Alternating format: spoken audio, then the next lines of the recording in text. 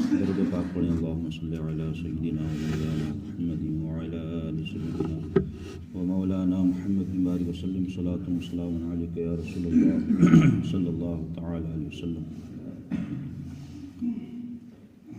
یہ حدیث پاک غیبت کے تعلق سے ہے۔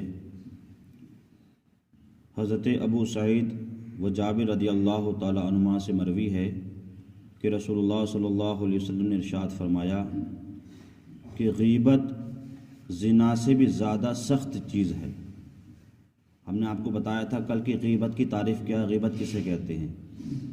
غیبت اسے کہتے ہیں کہ جس انسان کے بارے میں ہم نے کچھ کہا اور اسے پتہ لگ گیا کہ اس نے مجھ سے یہ کہا ہے اور وہ اسے ناپسند ہو، تو یہی غیبت ہے۔ تو میرے آقا نے فرمایا کہ غیبت جو ہے وہ زنا سے زیادہ سخت چیز ہے۔ لوگوں نے عرض کی یا رسول اللہ صلی اللہ علیہ وسلم، زنا سے زیادہ سخت غیبت کیوں کا ہو سکتی ہے؟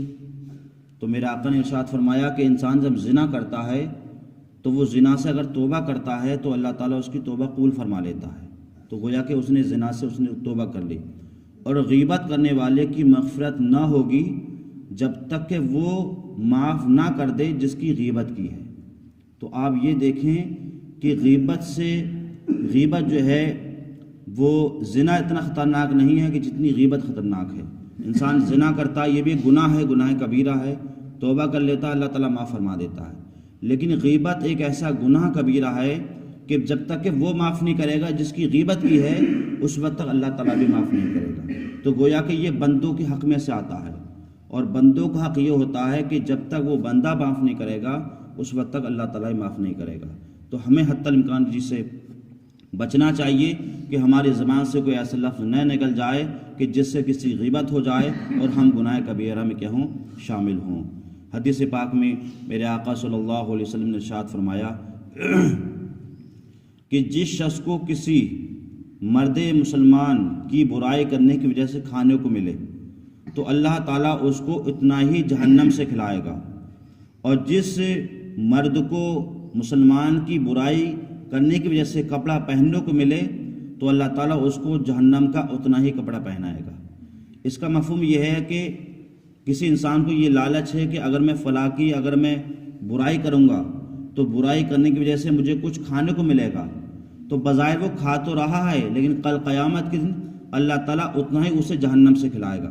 جیسے عموماً کیا ہوتا ہے آج خاص کر یوپی کے اندر بہت سے علاقوں میں جب الیکشن کا موقع آتا ہے تو رات میں 2-2 بجے تک ایک پارٹی دوسری پارٹی کی برائی کر رہی ہے، وہ پارٹی اس کی پارٹی کی، اس میں لالچ کیا ہوتا ہے، ہمیں کھانے کو ملے گا، ہمیں یہ ملے گا، ہمیں وہ ملے گا۔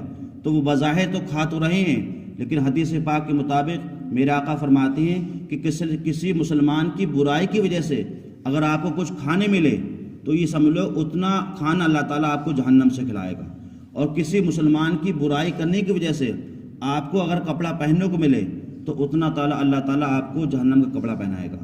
تو یہ بہت خطرناک چیزیں ہیں، ہمیں اس سے بچنا چاہیے۔ اور میرے آقا صلی اللہ علیہ وسلم فرماتے ہیں کہ مسلمان کا بھائی ہے، اس لیے ہمیں آپس میں ہم اگر کسی مسلمان کی برائی کر رہے ہیں تو یہ بہت بڑا گناہ کبیرہ ہے، ہمیں کیا اس کی پردہ پوشی فرمانا چاہیے اور اس کی ہمیں جو ہے حتی الامکان برائی نہیں کرنا چاہیے۔